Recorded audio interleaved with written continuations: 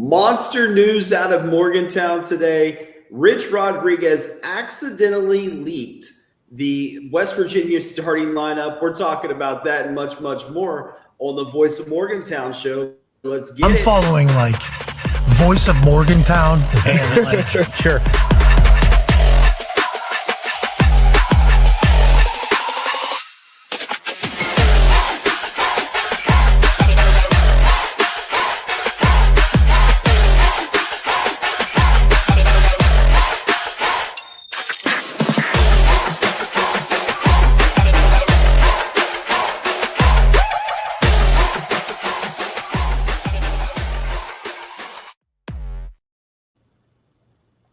What's up, West Virginia fans? My name is Brad Smith. I'm in the house with Bernie. Bernie, how we doing, buddy? Good, brother. It's good to see you. Good to be back on. Yes, sir. So, man, crazy news out of Morgantown today. It always is interesting around West Virginia sports. Today, Rich Rodriguez was holding a press conference, and he made, I don't know, man, this seems like an all-time blunder to me for someone who has been trying so hard to keep the starting rotation under wraps. He basically just revealed who West Virginia starters are. Here it is. This is the screenshot from earlier. He was holding up, if you zoom in here, you can see where it says 2025 West Virginia depth chart. He held it up there for a second, and obviously he wasn't thinking about the fact that people could stop it, I guess, and screenshot it. But of course, people online do that. And so we now know who the starters are. Bernie, what do you think of this, man? I don't know, man. I mean, I agree with a lot of the things he has up there, right? But yeah, who knows if, like, Rich Rod did this just to be Rich Rod. I wouldn't put it past him. You know what I mean? Like, just putting something like this up there to get people talking, I don't know. Rich Rod's a super smart guy. I can't imagine he would like put that up, and it's very clear too, right? It's not like the old school depth charts where in high school or for the early days, like when you watch the movie The Program, you don't have a picture of a guy's name and face next to it, right? Like it's just the tiniest little writing. This is like clear as day with faces and the names and everything else. I don't know, man. It doesn't seem like Rich Rod would do this specifically. I mean, he's holding it dead center for all the world to see. I can't imagine he made this mistake. I think he likes people talking about this stuff because it creates a buzz around the program. There's already been enough chatter around the QB position, but I thought it was funny when I saw it when he posted about it. I was like, okay, well done, Rich Rod. Yeah, before the show, Bernie, you were saying that, he could have potentially done this on purpose. We already are getting comments. Big Nothing over on X said he doesn't make mistakes like this. Almost seemed like he did this on purpose. I guess my question, Bernie, is what would be the advantages of leaking the starting lineup on purpose? I mean, is there any advantages to that at all if that is, in fact, what happened? Well, I mean, look, for our first game, it doesn't really matter, right? I mean, with who we're playing, I'm not really worried about it. But I don't think there's an advantage to leaking it, but I think there's an advantage to creating controversy to a degree or doing something like this to create talking points around those starters. And I mean, look, we've already heard it, right? We've gotten in numerous debates with fans and fellow followers on the show that just, again, are continuing to stir the pot around Nico. So I don't know, man. I mean, that to me, there's some minimal movement that could occur based off of looking at that sheet, but it's nothing that's like surprising to anybody. You know what I mean? I didn't see anybody when you look at that sheet. I'm like, oh wow, that's odd. So I don't know. Maybe it was just a brain fart for Rich Rod. Maybe he's baiting us into talking about it. I mean, look what we're doing right now. We're having a show specifically talking about with 300 people watching that more I'm sure are going to watch on our platforms later. So we're talking about it. It was that his intent to get a buzz and get people to kind of come back after 6 years of drought and non-interest with Neil Brown. So who knows? Yeah, absolutely. Joey Foster over on YouTube said, howdy, everyone. As you come in, be sure to, guys, please hit that like button over on YouTube, especially to help the algorithm. If you are not a subscriber on YouTube already, guys, listen, we are giving away free season tickets to see the Mountaineers this year. Every game except Pitt, All you have to do is hit subscribe. We're going to be giving those away probably this weekend, Bernie. I know we haven't talked about it as a team yet, but probably this weekend we'll be doing that. So I'm excited for that. And you still have an opportunity to win those season tickets, guys. So Bernie, you mentioned that, there wasn't really many surprises. I don't think any surprises on here for us. I know a lot of people in the media were trying to say that Jalen Henderson would be the starting quarterback this year, but we've said for I don't know, man, months now. It seems like almost a year now that Nico Marchio will be our starting quarterback this year. And when you zoom in, you are able to see that in fact Nico Marchio is at the top of the depth chart.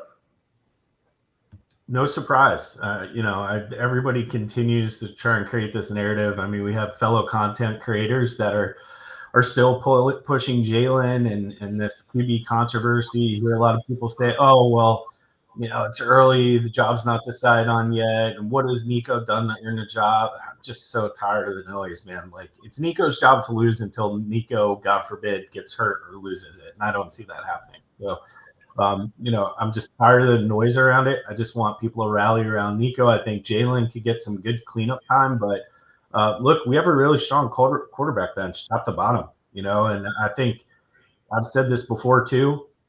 When you don't have to worry about your star QB getting injured because Nico is solid.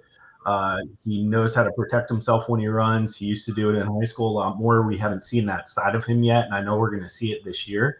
But when you're confident where you have a really good, solid backup bench of numerous players, not even just Jalen, when you have that, you feel pretty good about taking a few more risks, playing a little loosely, and I think that's going to be good for Nico and for the team. Absolutely. So the backup right now is, of course, Jalen Henderson, our transfer quarterback out of Texas A&M. Third team we have on at least the depth chart that Rich Rod was holding up today was Max Brown, the quarterback from Charlotte. He also played at Florida. And so he's certainly an accomplished quarterback that for a third team quarterback, that's fantastic. And then we have our two young guys. We have Scotty Fox, a true freshman, and Khalil Wilkins. Rich Rod has Scotty Fox at 4, Khalil Wilkins at 5. Like you said, Bernie, this quarterback room, man, it is just off the charts outstanding right now. Yeah, I mean, look, nobody knew who Pat White was until Bednarik went down in the pit game, right? And then all of a sudden we see a little bit and flash of who he is, and then the Louisville game that nobody will ever forget when they came back from 3 touchdowns, right? So everything starts with an opportunity. I think Nico's earned his opportunity to be the starter, till he's not the starter for one reason or another. I just don't see it happening based off of his pedigree, but exactly like you said, man, like we have a very, very deep, capable backup quarterback room. And when you look at the mix, you have some young guys that are learning from the old guys, but you have older guys that have played in big time situations that could very easily step into the game. God forbid, Nico gets a stinger, or just gets banged up during the game. Like, you could rest him with confidence because you have 2 very good backup quarterbacks at the 2 and 3 spot. Then you have a ton of young talent behind it. So I totally agree with you, man. Like, I think, again, that's why Nico is going to be so dangerous this year. I could just see him going all out, banner year.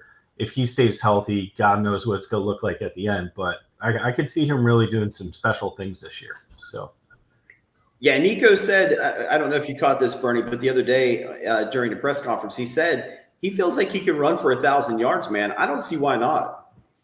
I totally agree. I mean, for those of you who haven't seen his highlight reels from high school, and I think we had somebody actually on the show like a month ago that was at Nico's high school, and he was saying, Nico, he used to just shed blockers and shed tacklers and just he was a bull, right? And that was at that level, and now he's bulked up. He's been in the system.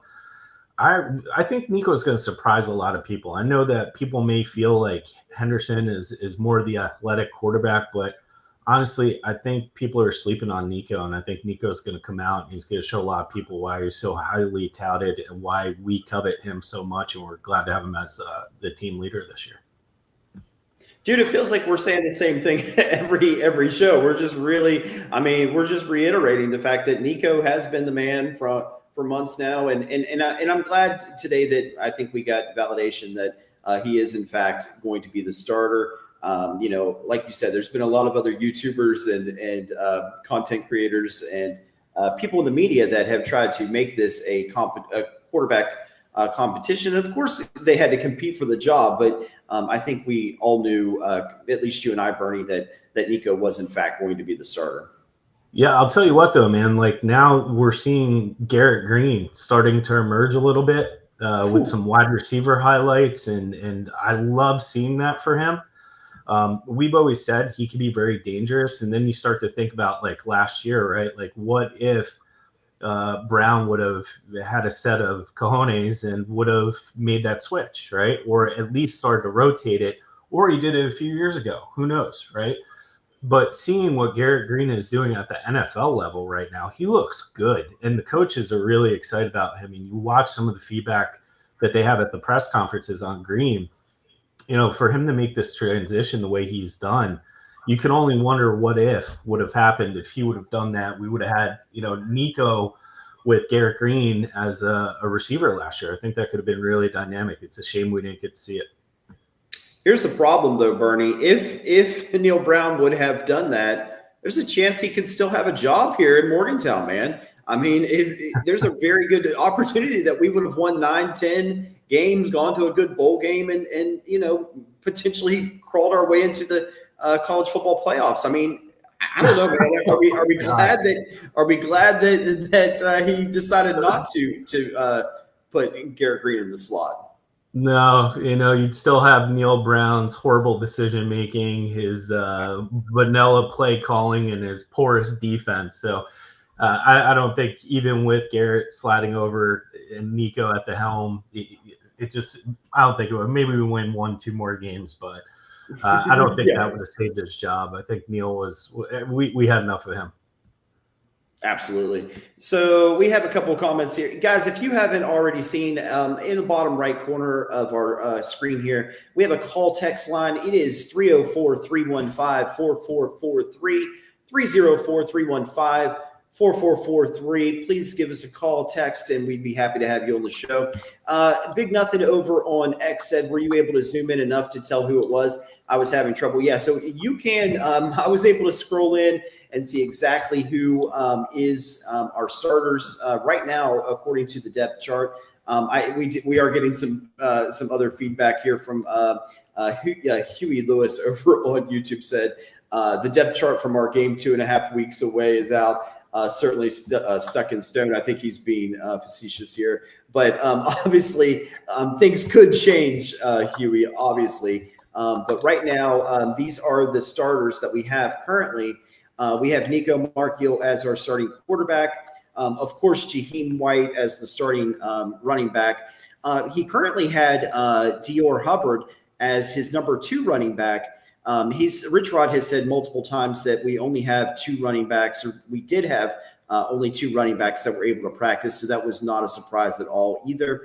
Although Sincere Bowers is making his way back from a hamstring injury. And I wouldn't be surprised to see him become our number 2 backup running back. And then also you can't forget about Ty Edwards, who's dealing with the eligibility issues. So, also you can see the wide receivers. Cam Vaughn, of course, was going to be at our X. Rodney Gallagher in the slot, and Jaden Bray at the Z. So, again, we released our depth chart, I think a month ago or so now, Bernie, and that's exactly what we had.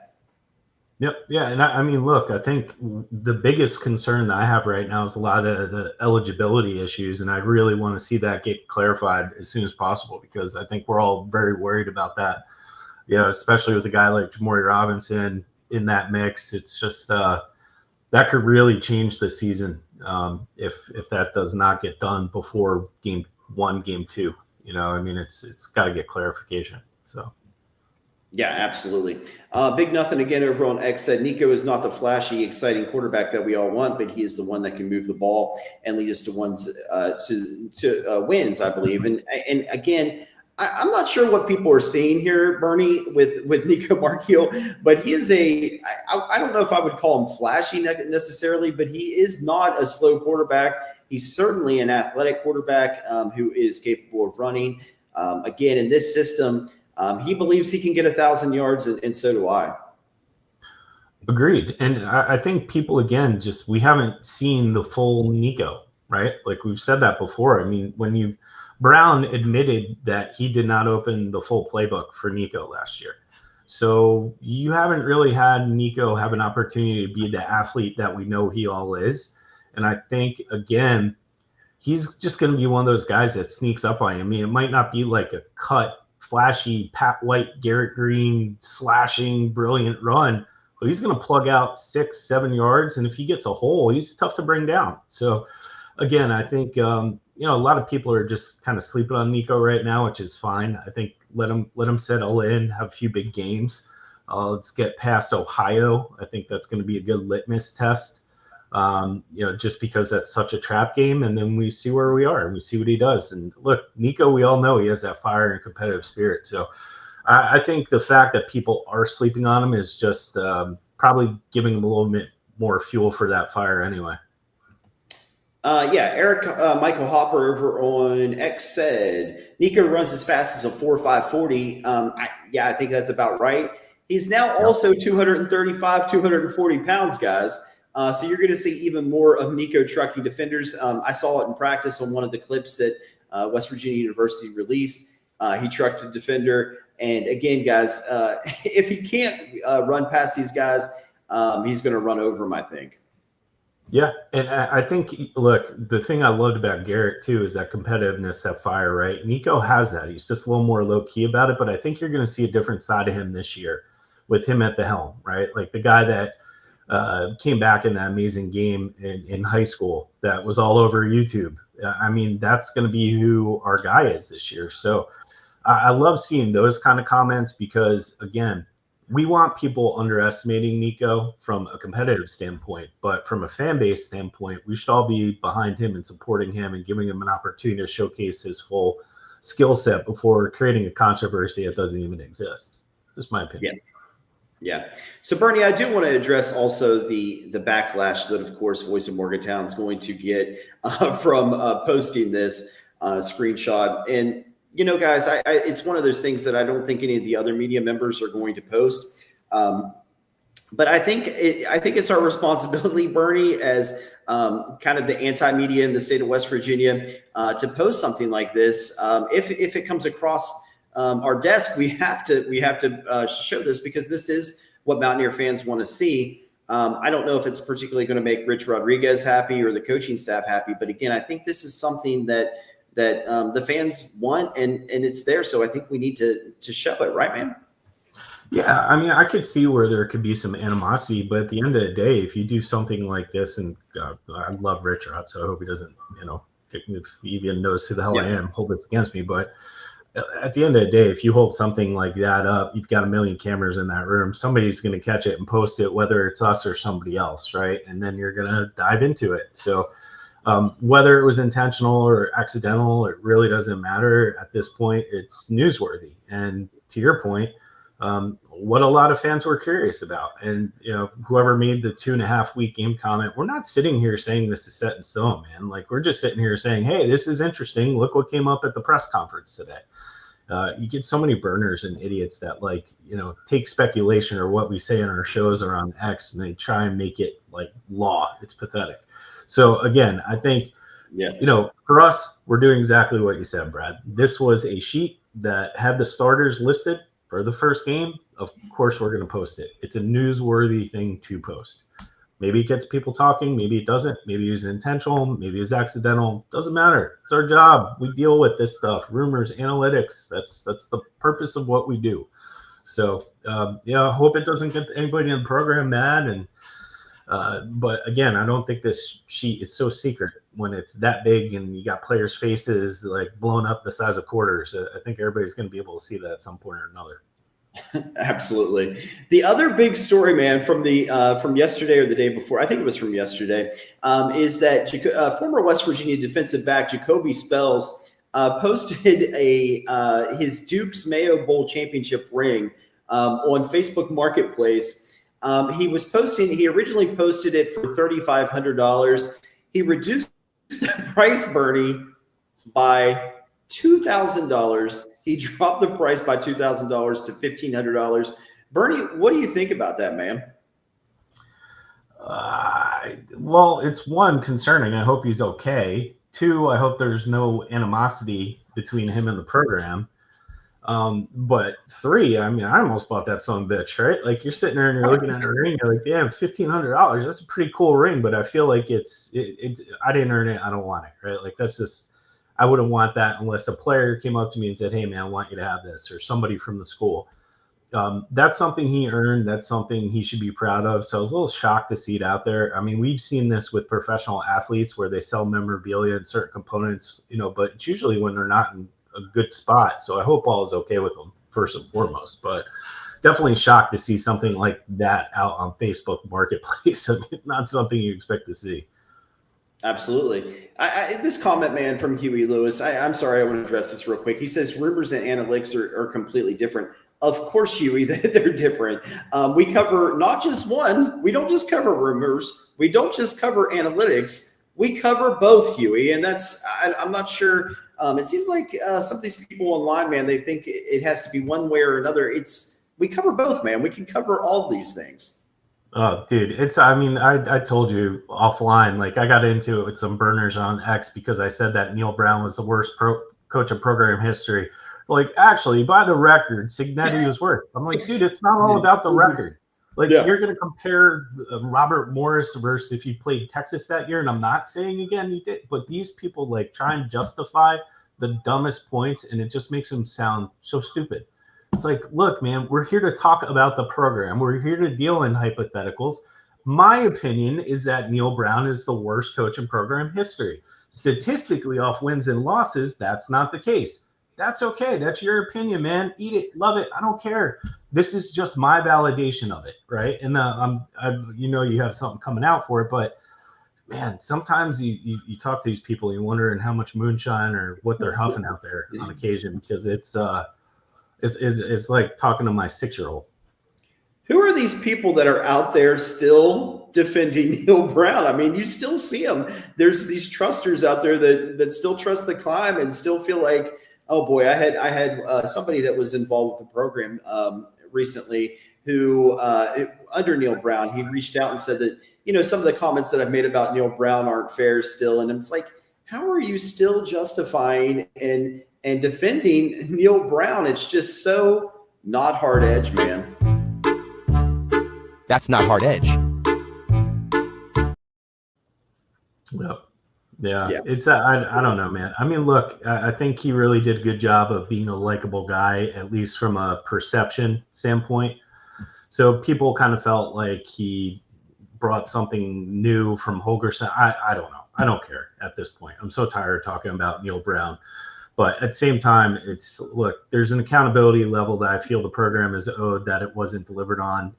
I've said that. I posted about it. He one of the longest droughts in top 25 history for a program right now. I mean, there's a million things. And look, people could talk about Cignetti being a worse coach from a win and loss record standpoint. But you know what? Neil Brown had West Virginia when West Virginia had recognition. West Virginia in the 70s wasn't really recognized. So you want to talk about a brand and that program and why Neil Brown was the worst coach? That's exactly why. He took a good program and made it a terrible program. So again, something that you posted earlier on social media, Bernie, that I did an article on, is the fact that we have not been in the top 25 for 100 AP release polls. And so it's been since the end of the 2018 season, since we were ranked in the top 25. The only program that has been in a longer drought is Rutgers. And so unfortunately, that's the company that Neil Brown put us in. Yeah, and I mean, look, we all remember Rutgers from Big East days. They were like the laughing stock of the conference. I mean, Shiano had a couple of good years where they did some good things, but I think we beat them like 80-6 one year, if I remember right, at Mountaineer Field. I mean, it was a total butt whooping. But to be in that company and it's just I can't figure out the justification for defending him at this point. Like, the other thing is at least Cignetti went in and became a Hall of Fame coach eventually, right? What's Neil Brown doing right now? I mean, guys like assistant for Texas, like videographer. I don't even know. Like that just shows you what the league thinks of him and his coaching abilities. So, yeah. Big Nothing over on X added. He said, "If I did what you all do, I would be doing the exact same thing, talking about this." Yeah, and Bernie, honestly, I think we get a lot of hate from people in the media because they wish that they could be doing the same thing, that they could be talking about stuff like this, and unfortunately, they're just not able to, because if they did, those credentials would be pulled. So, it's just one of those things that instead of saying, "Hey, this is it's an interesting topic," they lash out and say, they call us whatever they call us, man. But I personally think it has a lot to do with the jealousy and the fact that they can't do what we do. Yeah, I mean, look, if you're tethered to something, you can't speak freely, right? So we've seen it. We know how some of that business in town works. We're not going to get into it on the air, but ultimately, at the end of the day, if you piss somebody off, you're going to be limited in your access and other components of the business. So, look, I don't think you specifically and me, since I've joined this team, have ever shied away from speaking our minds, and I don't think we ever will. And, if that pisses people off, well, too bad. Yeah, absolutely. Dude, this Huey Lewis guy, come on, man. This is official troller.